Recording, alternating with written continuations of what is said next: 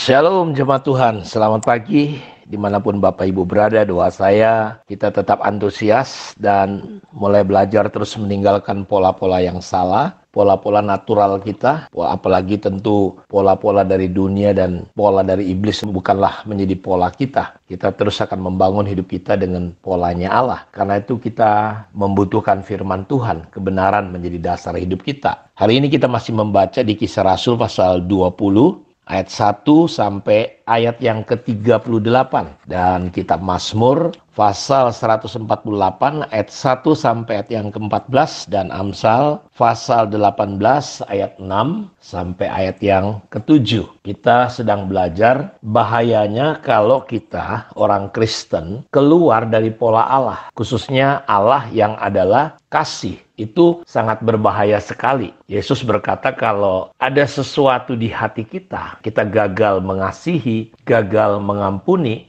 lalu kita berpikir bahwa pelayanan itu jauh lebih penting. Ya, Yesus berkata begini, letakkan dulu persembahanmu, beresin dulu hubunganmu. Jadi mengasihi Tuhan, aplikasinya dalam mengasihi sesama. Ini kaitannya dengan hubungan kita. Terkadang kita banyak pelayanan, tapi hubungan kita satu dengan yang lain itu tidak baik, tidak bagus. Karena itu Tuhan berkata, kalau ada sesuatu di hatimu tentang saudaramu, ayo letakkan dulu persembahan itu. Taruh dulu aja. Karena di mata Tuhan gak ada gunanya pelayanan kita. Di mata Tuhan gak ada artinya. Yang kita lakukan ini, kalau kita dasarnya bukan mengasihi. Karena itulah yang dia katakan bahwa itu jatuhnya cukup dalam kepada gereja di Efesus. Gereja di Efesus, Bapak Ibu tahu, mereka masih ngapain? Masih pelayanan. Mereka masih melakukan hal-hal yang rohani, hal-hal yang bagi mata orang itu ya masih oke, masih luar biasa kondisinya.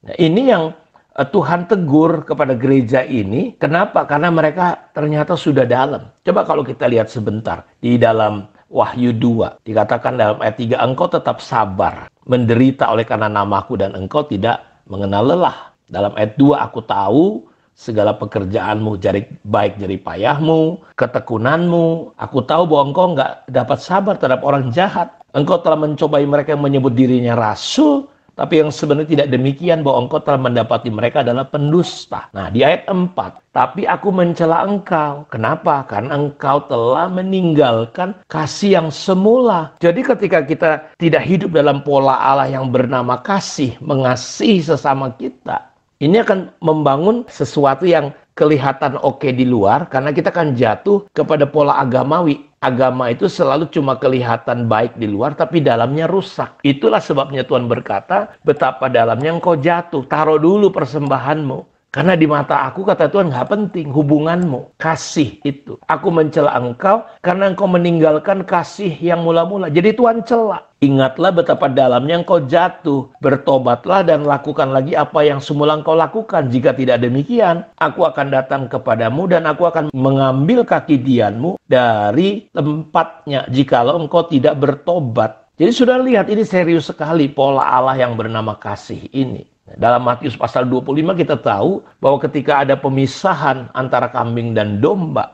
yang di sebelah kiri, sebelah kanan berkata, Tuhan kenapa ya? Kami kok jadi kambing, kami kok jadi domba, kami kok di kiri, kami kok di kanan. Tuhan bilang kepada yang di kiri ataupun yang di kanan, sebab waktu aku miskin, waktu aku telanjang, waktu aku di penjara, waktu aku orang asing, waktu aku kelaparan, yang kepada kanan dibilang, kamu melayani aku, kamu memberi aku makan, kamu memberi aku minum, kamu mengunjungi aku di penjara. Tuhan berkata kepada yang di sebelah kiri, yang ketika aku lapar, kamu gak beri aku makan. Aku haus, kamu gak beri aku minum. Ketika aku telanjang, kamu gak beri aku pakaian. Ketika aku orang asing, kamu gak beri tumpangan. Ketika aku di penjara, engkau gak kunjungin aku. Mereka dua-dua berkata, kapan Tuhan? Kepada orang yang paling hina, engkau melakukannya atau tidak melakukannya. Engkau sudah melakukan dan tidak melakukannya kepadaku. Karena itu di dalam 1 Yohanes pasal yang keempat, ayat yang ke-18, jelas dikatakan bahwa kita perlu mengasihi. Kita perlu mengasihi bukan dengan kata-kata, tapi kita perlu mengasihi dengan perbuatan dan tindakan kita. Kasih itu bukan kata-kata. Kasih itu bukan hanya cerita. Kasih itu bukan hanya perasaan kita kasihan, bukan. Tetapi jelas dalam 1 Yohanes ayat 3 ayat 18, anak-anakku marilah kita mengasihi bukan dengan perkataan atau dengan lidah, tetapi dengan perbuatan dan dalam kebenaran. Ada banyak orang melakukannya,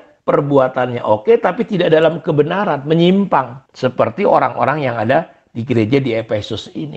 Kasih itu bukan perasaan. Kasih itu jangan dengan kata-kata, tapi dengan tindakan. Banyak orang mengasihi ya dalam hatinya. Ya udah, aku sayang sama dia. Tapi bagaimana orang bisa tahu kita mengasihi? Allah membuktikan kasihnya dengan apa? Dengan dia melakukan tindakan, dengan pengorbanan. Karena itu saya sering berkata, apa bedanya nafsu dengan kasih? Nafsu itu saudara mengorbankan banyak orang, tapi saudara menyenangkan diri saudara sendiri. Yang penting aku senang, orang lain mau hancur, hancurlah. Tapi kalau kasih enggak, kayak Bapa di surga. Dia rela berkorban demi keselamatan kita. Karena itu marilah kita mengasihi bukan dengan perkataan, tapi dengan perbuatan. Dan ketika kita hidup di dalam kasih tidak ada ketakutan.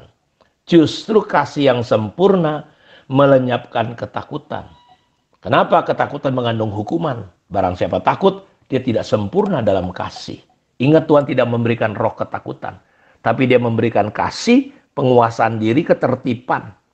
Roh yang berani. Kalau kita mengasihi Tuhan penuh dengan kasih, saya percaya hidup kita menjadi jauh berbeda. Tapi seringkali pemahaman kita, pengertian kita tentang pola Allah di dalam kasih ini, kita banyak keliru, sehingga seringkali kita gagal sebagai anak-anak Tuhan di dalam mengasihi. Ayo coba mulai belajar, bukan hanya sekedar mendoakan. Hubungan yang rusak harus menjadi baik kembali. Bahkan bukankah Alkitab berkata, orang jahat sekalipun kita berkati, lakukan yang terbaik. Kok kita sesama saudara iman justru tidak melakukan itu? Saya berdoa Tuhan buka mata hati kita semua untuk melihat pola Allah yang adalah kasih, dan kita bisa menghidupi, sehingga apapun yang kita lakukan, kita disertai Tuhan, karena Tuhan berkenan kepada kita. Pelayanan kita didasari oleh apa? Kasih. Aktivitas kita didasari oleh yang namanya kasih. Mulai dari rumah tangga kita. Mulai mengasihi istri, suami, anak-anak, orang tua, saudara-saudara kita, saudara seiman, semua. Dan disitulah kita akan tahu bahwa dunia akan tahu bahwa kita adalah murid-murid Tuhan. Tuhan memberkati kita semua. Mari kita berdoa. Bapa, terima kasih.